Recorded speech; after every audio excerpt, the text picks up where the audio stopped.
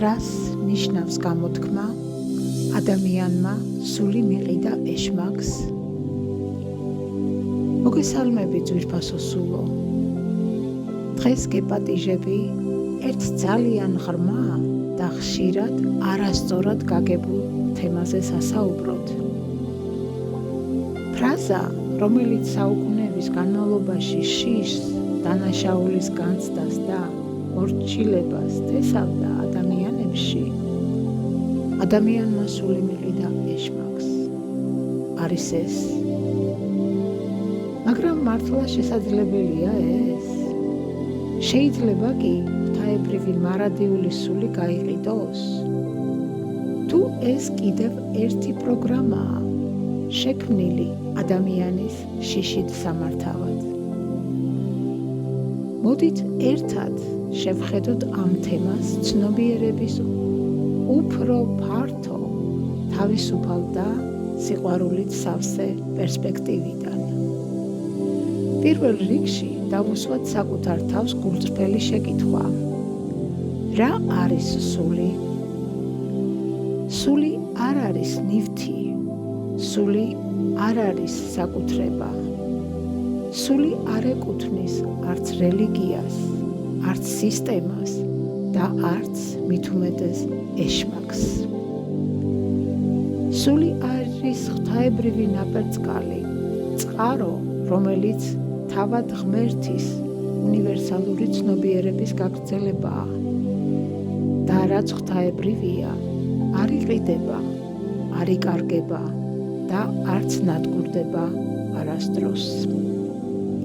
რადგან არც არასდროს შექმნილა და არც არასოდეს გაქრება, ის უკვდავი და მარადიულია. მას საიდან გაჩნდა ეს გამოთქმა? ისტორიულად სულის გაყიდვის იდეა გამოიყენებოდა როგორც შიშზე დაფუძნებული კონტროლის მექანიზმი.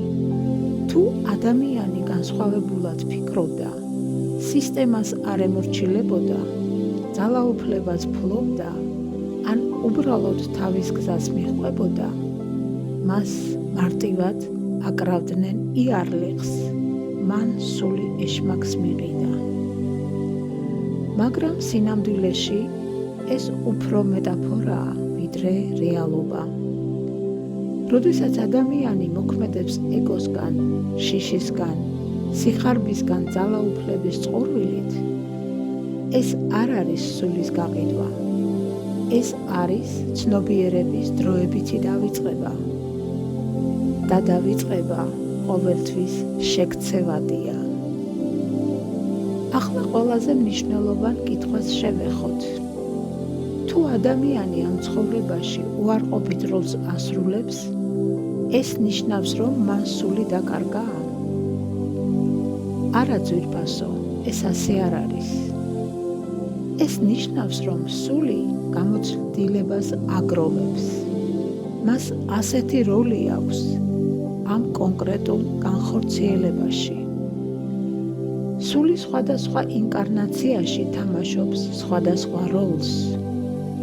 ხან ნათელს და დადებითს, ხან ბნელს და უარყოფითს. მაგრამ ეს არ არის ბოროტება. ეს არის სინათლის მასწავლებელი. სწორედ ამ კონტრასტის მეშვეობით სწავლობს სული, თუ რა არის სიყვარული, რა არის პასუხისმგებლობა, რა არის თავისუფლება. თუ ყველა მხოლოდ დადებით როლში იქნებოდა, განვითარება შეჩერდებოდა. რომ მივაღწიოთ სრულყოფილებას, ყველანაირი როლი უნდა მოვირგოთ და ასე თანდათან ვისწავლით ცხოვრებას. სული არ ისჯება გამოცდილებისთვის, სული იზრდება და ფართოვდება. და აქ არის ყველაზე განმათავისუფლებელი ჭეშმარიტება. არ არსებობს დაკარგული სული, არ არსებობს მარადიული დამნაშავე არსება. არსებობს მხოლოდ გზა, გაკვეთილი და დაბრუნება საკუთარ ჭეშმარიტ ბუნებაში. თუ ოდესმე გსმენია, რომ ვიღაცამ სული მიყიდა ეშმაკს, გახსოვდეს, ეს არ არის ფაქტი, ეს არის სიმბოლო და მეტი არაფერი. სიმბოლო იმისა, თუ როგორ შეიძლება ადამიანი დროებით მოსწყდეს საკუთარ სინათლეს, მაგრამ სინათლე არასოდეს არ ტოვებს ადამიანს ბოლომდე. შენ ხარ სულიერი მეგზური და ყველა გამოცდილება, ნათელიც და ბნელიც შენი ევოლუციის ნაწილია. კარგად გახსოვდეს ეს და არასდროს განიკითხო სხვა, რადგან შენც გავლილი გაქვს მსგავსი ცხოვრება ერთ-ერთ განხორციელებაში. ყოველთვის გახსოვდეს თუ ვინ ხარ და ნუ მისცემ შიშს უფლებას და გაჯეროს, რომ შეგიძლია დაკარგო ის, რაც მარადიული და ღვთაებრივია. გისურვებ უსაზღრო ბედნიერება.